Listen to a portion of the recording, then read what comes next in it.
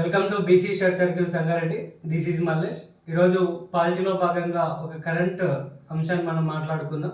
అదేంటంటే ఇటీవల కేరళ రాష్ట్రాన్ని కేరళం రాష్ట్రంగా పేరు మార్చడం జరిగింది.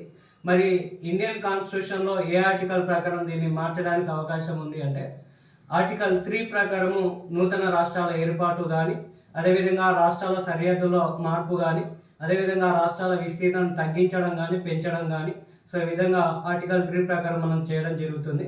ఆర్టికల్ 3 ప్రకారం మనం ఏం గుర్తుంచుకోవాలంటే ఒక రాష్ట్రాన్ని 2 రాష్ట్రాలుగా డివైడ్ చేయొచ్చు, 2 రాష్ట్రాలను కలిపి ఒకే రాష్ట్రంగా కలిపివేయచ్చు, అదేవిధంగా రాష్ట్రాల యొక్క విస్తీర్ణాన్ని తగ్గించవచ్చు, రాష్ట్రాల యొక్క విస్తీర్ణాన్ని పెంచవచ్చు, దాని సరిహద్దులను మార్చవచ్చు, వాటి యొక్క పేర్లను కూడా మార్చవచ్చు ఆర్టికల్ 3 ప్రకారం.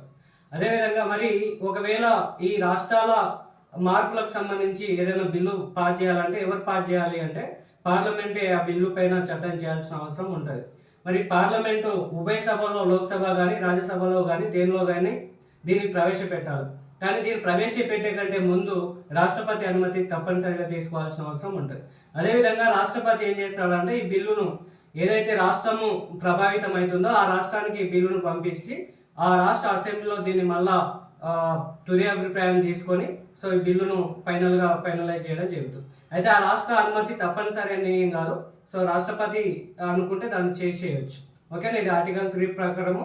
సో ఇటీవల మనకు కేరళ రాష్ట్రాన్ని కేరళం రాష్ట్రంగా మార్చడం జరిగింది. సో ఇది చాలా చాలా ఇంపార్టెంట్ అయిన అంశం, గుర్తుంచుకోవాలి. Thank you.